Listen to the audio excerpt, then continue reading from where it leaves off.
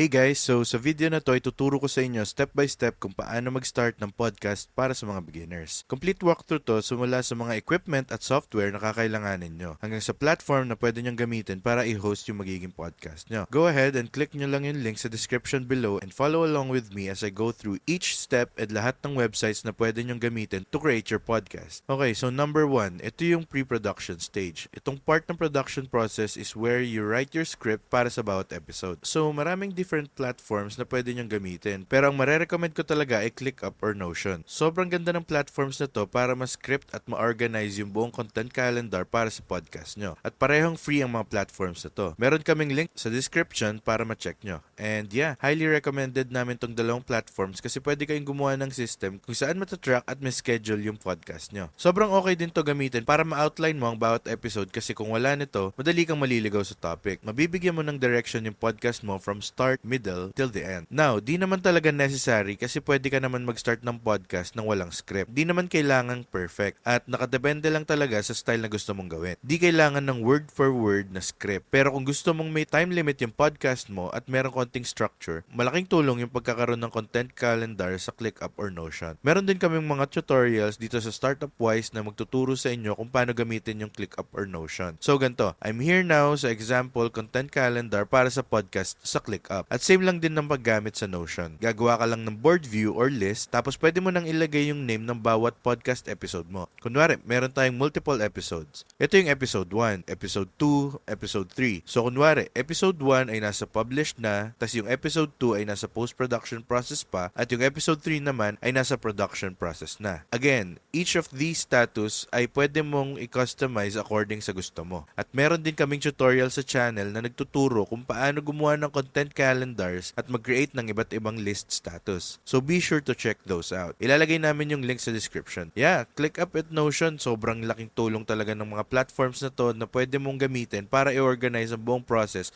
para sa lahat ng podcast episodes mo. Now, moving on tayo sa second part ng process, which is yung production side. Dito na tayo lilipat mula sa pag-script ng video papunta sa actual na pag-film ng video. Yung unang platform na gusto kong pag-usapan ay yung Riverside FM. At sobrang ganda nito kung gusto mong mag-record ng interview podcast episodes. Para bigyan kayo ng mabilis na tour sa Riverside, meron kang ability na gumawa ng bagong studios. Pwede mong i-rename yung studio mo at i-change yung recording type to audio lang. O kaya naman, both audio and video. So, pwede mong isipin na yung Riverside FM is basically mas mataas na version ng Zoom. Kasi instead na isang video file at audio file lang yung makukuha mo after ng call, Riverside FM actually allows you na mag-export ng dalawang separate files, isa from you and another one from ini-interview mo. If we'll go sa studio recording, makikita nyo na may isang full recording ng parehong tao. Tapos pwede ka rin pumunta sa bawat track at i-download yung raw video or raw audio ni Charlie. Pwede ko rin i-download yung raw video at raw audio ng taong ini-interview ni Charlie. Another great thing about Riverside FM is pwede kang mag-record ng calls mo in 4K. Ilalagay namin yung link sa description para ma-check nyo. Now, one important thing na gusto kong pag-usapan ay yung quality. Hindi naman ito masyadong importante. Pwede ka namang magsimula kahit anong gamit lang yung meron ka. For example, kung wala kang mic, pwede mong gamitin yung voice memo sa iPhone mo o kahit anong app na pwedeng mag-record ng audio. Now, kung gusto mong mag-record ng video, pwede kang gumamit ng phone ng iba kung wala kang camera, tapos pwede mong ipasend sa iyo yung videos once matapos ka na mag-record. Now, kung may budget ka at naghahanap ka ng high quality na microphone, I recommend na i-check mo yung Shure SM7B. Ito yung dynamic microphone na ginagamit mostly ngayon para sa mga high quality na podcast. Kung familiar ka kay Joe Rogan, na isa sa mga biggest podcasters ngayon, ito rin yung mic na ginagamit niya. Now, kung meron kang microphone na gusto mong i-plug sa laptop mo, pwede mong gamitin yung mga free platforms like GarageBand kung naka-Mac ka or Audacity kung naka-PC ka. Free gamitin ng dalawang apps na to. At sobrang simple lang mag-record ng audio dito. Pwede mo ring i-edit yung audio mo gamit ang mga to. Now, moving on sa third step ng process, which is post-production. Ngayon na na-script na at na-outline mo na yung video at na-film mo na rin to, pwede mo nang isend yung audio at video files mo sa post-production editing software. Dito, pwede mo nang gawin yung mga bagay like equalize yung audio mo, gamitin yung noise reduction na kailangan mo, at pwede ka ring mag-cut out ng mga parts na gusto mong tanggalin sa podcast. Pwede ka ring magdagdag ng copyright-free music sa intro at outro gamit ang platforms like Motion Array and Epidemic Sound. Lalagay namin yung link sa description para ma-check out nyo tong mga platforms na to.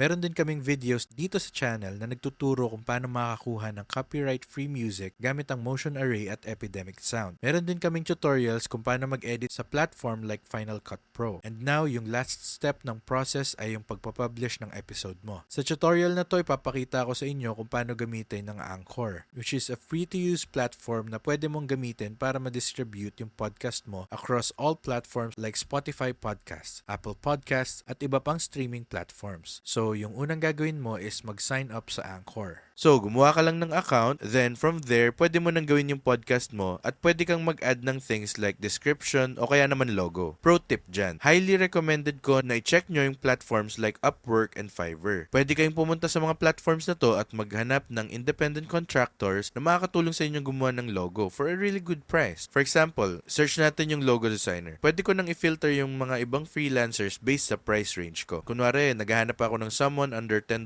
per hour. And gusto ko rin yung someone na may 90 and up job success rate. May cool feature din ng Upwork kung saan pwede kang mamili based sa projects instead. Ibig sabihin na to, pwede kang magpagawa ng logo para sa podcast mo for a fixed price. Tapos pwede silang mag-offer ng one-day delivery at pwede kang maghanap ng tao depende sa bilis ng kailangan mo at sa budget mo per project. Kung pupunta ka naman sa Fiverr, pretty much same lang din. So, pwede ako mag-search ng logo designer at makakita ako ng maraming tao na may iba't ibang sections. Ito yung mga freelancers na kadalasan binabalik-balikan ng mga buyers, ibig sabihin. Usually, magaganda yung services nila at sakto lang yung presyo. Merong ibang price levels mula sa $15 hanggang $250 para sa magandang logo talaga. Pero syempre guys, pwede ka rin gumawa ng sarili mong logo gamit yung mga free platform like Canva. Sa Canva, sobrang daming mga templates na pwede mong pagpilian. So, kung i-click ko yung create a design dito, i-type yung logo, pwede ko nang piliin yung logo. From there, meron silang maraming templates depende sa style mo. Tingnan natin. Pwede ko tong piliin, tapos pwede ko talaga i-customize. Pwede kong palitan to ng Startup-Wise Podcast. Pwede ko na agad gawin yun. Pwede kong tanggalin tong text, tapos pwede akong bumalik at magdagdag ng ibang elements. Kunwari, gusto kong magdagdag ng logo. Pwede ko siyang igalaw sa screen, tanggalin yung ibang elements, and yeah, pwede kang maging super creative dito sa Canva. Pero ang marerecommend ko talaga ay mag-hire ka na lang ng someone sa Upwork or Fiverr. At saka, pwede mo pang ipa-professional yung paggawa ng logo at makatipid ka pa ng sobrang daming oras. After mong gawin yung podcast mo, pwede ka na pumunta sa top right-hand corner kung saan makita mo yung new episode. Dito pwede kang mag-upload ng mabilis. Or pwede ka rin mag-record, mag-edit at mag-enhance ng audio through the Anchor platform. Kung i-click ko yun, makita mo na sobrang daming pwedeng gawin. Pwede kang mag-record ng audio diretso from your browser, mag-upload ng audio from your computer, magdagdag ng songs from Spotify, mag-add ng voice messages, at maglagay ng transitions gamit ang free music at sound effects. So, gaya ng pinakita ko kanina, na-download ko yung MP3 file mula sa Riverside FM. I-upload ko siya dito as an example para ipakita sa inyo. Habang hinihintay na mag-process yun, pwede kang gumawa ng account sa Apple Podcast for creators at Spotify for podcasters. Sa Apple Podcast, kung pupunta ako sa channel na ginawa namin, may option ka na gumawa ng banner at icon.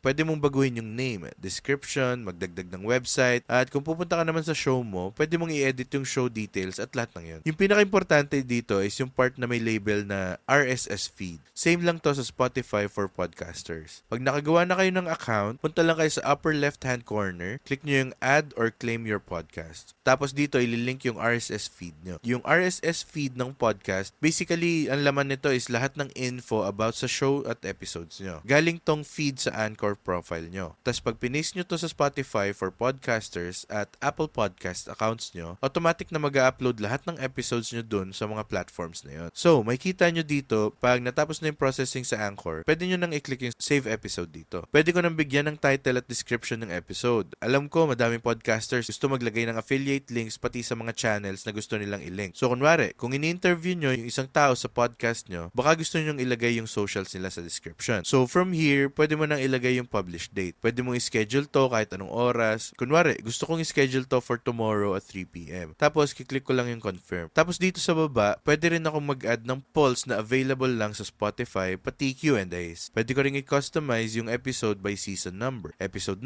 episode type, at content. Kung gusto mo, pwede ka rin mag-upload ng bagong episode art. After that, pwede mo nang i-schedule yung episode. Pero for this one, i-delete ko na lang to since di ko naman talaga gagamitin. Pero from here, kung gusto mong makuha yung RSS feed mo, punta ka lang sa settings, sa podcast availability, tapos makikita mo dito yung RSS feed mo na pwede mong i-copy. After nito, punta lang ako sa Apple Podcast account ko, punta sa edit, tapos ipapaste ko to and then save. Ganun din yung gagawin mo for Spotify account mo. Ililink mo lang yung RSS feed mo. Pag nagawa mo na to, automatic na mag-upload yung podcast mo sa Spotify. So, di mo na kailangan mag-upload ulit sa Spotify or Apple Podcast. Isang upload lang sa Anchor, tapos siya na bahala sa lahat. Now, pag nag-scroll down ako dito, may kita nyo guys na marami pang ibang platforms na pwede nyong pag-publishan. Like Apple Podcast, Google Podcast, Overcast, Amazon Music, iHeartRadio, Castbox, at marami pang iba. And yeah, super okay talaga tong platform na to para ma-distribute mo yung podcast mo for free. So from here, once nalalink ko na yung RSS feed ko sa Apple Podcast at sa Spotify Podcast, tapos kung meron ka ring free account sa Google Podcast or ibang platform na gamit mo, pwede mo rin i-paste yung RSS feed mo doon. And automatic na rin yung mag-upload. So every time na gusto kong mag-upload ng bagong episode, pupunta lang ako sa Anchor, mag-login sa account ko, click ko yung new episode dito sa taas,